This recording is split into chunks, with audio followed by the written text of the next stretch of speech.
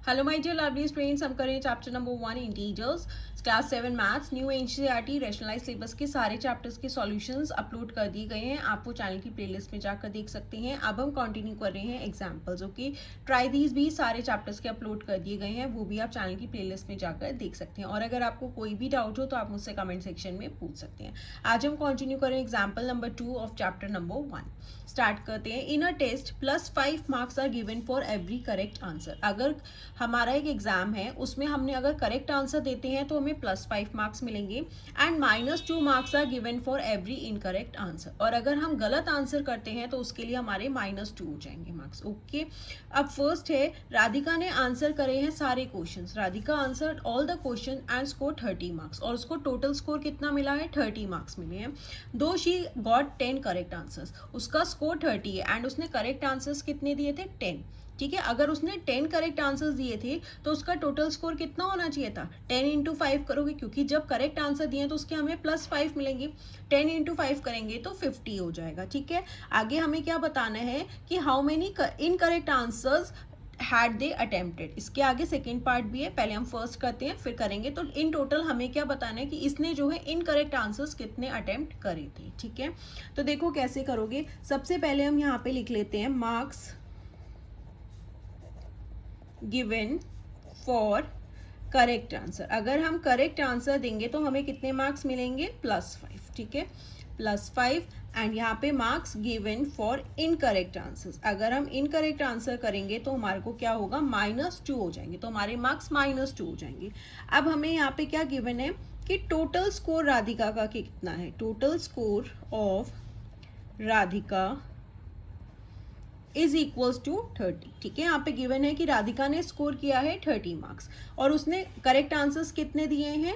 10। ठीक है, तो उसे मार्क्स कितने मिले? Marks given for 10 correct answers. ठीक है, करेक्ट आंसर्स उसने 10 दिए तो उसको उसके कितने मार्क्स मिलने चाहिए?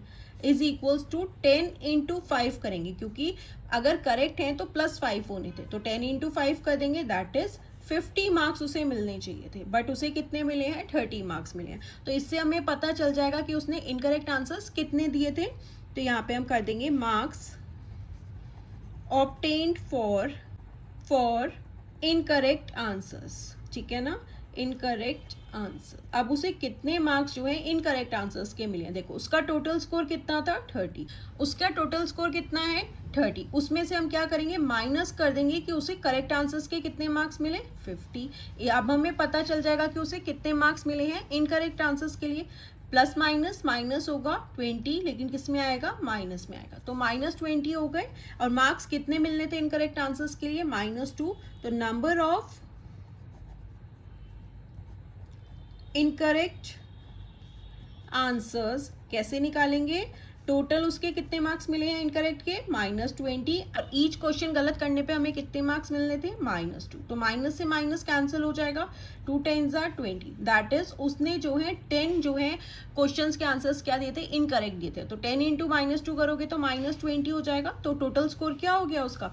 करेक्ट स्कोर कितना था? 50। 50 में से -20 कर दोगे, नेगेटिव मार्किंग हो गई है यहाँ पे, तो टोटल स्कोर हो गया उसका 30। ओके, बहुत इंपॉर्टेंट क्वेश्चन है और बहुत ही सिंपल है। अगेन देख लेते हैं।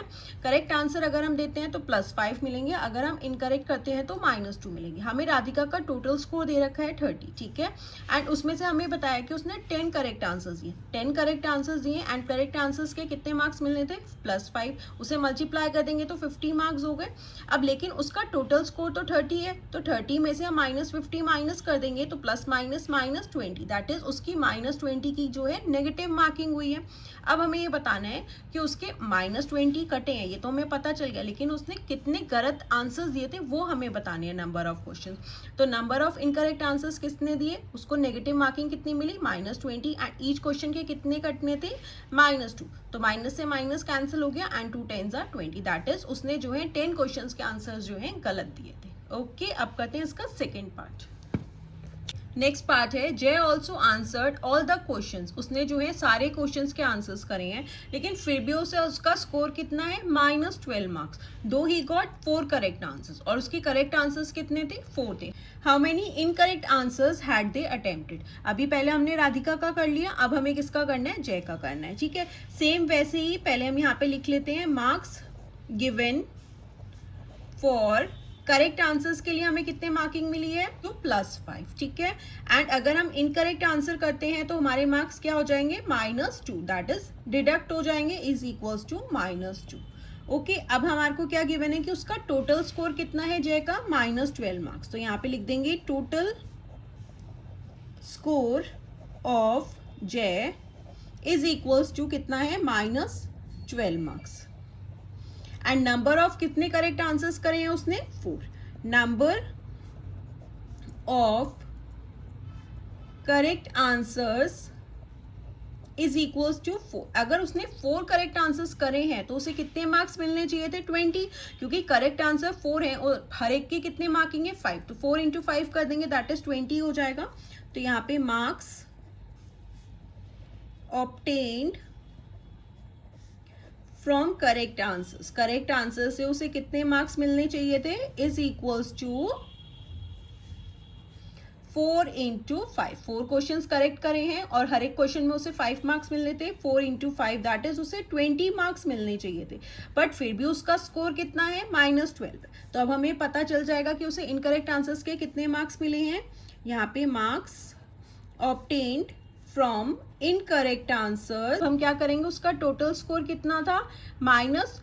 उसमें से हम करेक्ट आंसर्स को माइनस कर देंगे, माइनस माइनस प्लस हो गया, that is 32 -32। Minus minus plus हो गया, साइन ग्रेटर वैल्यू का आ गया तो -32 हो गए। ओके, अब हमें क्या बताना है? Number of incorrect answers. उसने जो है इनकरेक्ट आंसर्स कितने दिए? नंबर ऑफ इनकरेक्ट आंसर्स कैसे निकालोगे?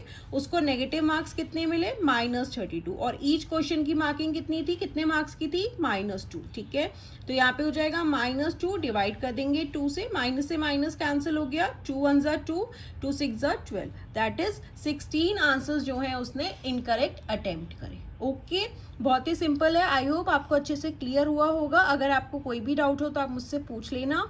एंड आप सारे चैप्टर्स के सॉल्यूशन चैनल की प्लेलिस्ट में जाकर देख सकते हैं। एंड अगर अभी तक आपने चैनल को सब्सक्राइब नहीं किया तो प्लीज़ चैनल को भी सब्सक्राइब कर दीजिए और अपने फ्रेंड्स के साथ शेयर भी कर दीजिए।